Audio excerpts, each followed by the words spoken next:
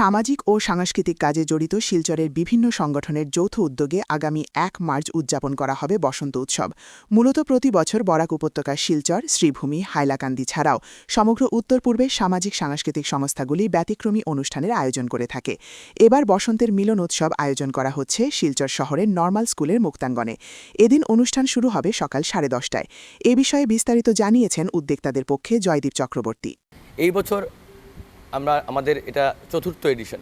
প্রথম বছর শিলচরের বাইরে করিমগঞ্জের সংস্থা আমাদের সঙ্গে জড়িত হয়েছিল, কিন্তু তারপর থেকে আমরা শিলচর শহরের সংস্থাই মূলত আমরা সবাই মিলে একসাথে এই বসন্ত উৎসব পালন করছি।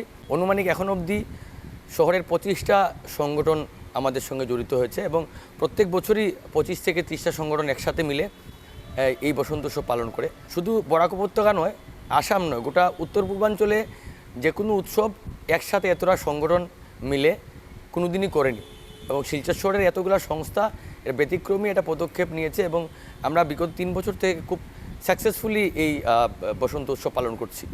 এবং এই বছর আমাদের বসন্ত উৎসব আমরা করব শিলচর নর্মাল স্কুলের মাঠে। নর্মাল স্কুলের চত্বরটা হচ্ছে একটা ঐতিহাসিক একটা চত্বর, সেই চত্বরে আমরা বসন্ত উৎসবটা পালন করি এবং আমাদের এই বসন্ত উৎসবটা মূলত একটা আমাদের অ্যানুয়াল ফেস্টিভ্যাল। আমাদের যতগুলো আমরা সংস্থা আছি আমরা প্রত্যেক বছর যার মতো করে আমরা কাজ করছি, কেউ সামাজিক কাজ করছে, কেউ সাংস্কৃতিকভাবে কাজ করছে, কিন্তু এই উৎসব মূলত আমাদের সবাইকে একত্রিত করে একটা অ্যানুয়াল ফেস্টের মতো। এটা সবার এত সহযোগিতা এবং সবাই মিলে একসাথে আমরা কাজ করছি। আগামী 1 মার্চ 2026 রবিবার, এবং আমরা এই অনুষ্ঠানটা কিন্তু আমরা সীমিত রাখি আমাদের মধ্যেই। তো এখানে সংস্থার বাইরের কোনো কেউ থাকে না।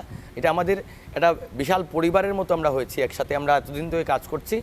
এটা পারিবারিক অনুষ্ঠানের মতো আমরা পালন করি এবং এই অনুষ্ঠান করার পিছনে আরেকটা কারণ হচ্ছে আমরা প্রতি বছরই অনুষ্ঠান করার পর একটা বুস্ট আপ পাই, যে সারাটা বছর আমরা যে কাজ করি এই অনুষ্ঠানের করার পর আমরা বুস্ট আপ পাই যে আমরা সবাই যে একসাথে আছি। এবং আপনারা দেখতে পাবেন বিগত 3 বছর থেকে কিন্তু কেউ আমাদের আছে না যে আজ এই 1 বছর করলো তারপরে বছর কেউ নেই, কিন্তু আমরা প্রতি বছরই কিন্তু সবাই মিলে একসাথে আমরা অনুষ্ঠানটা পালন করছি।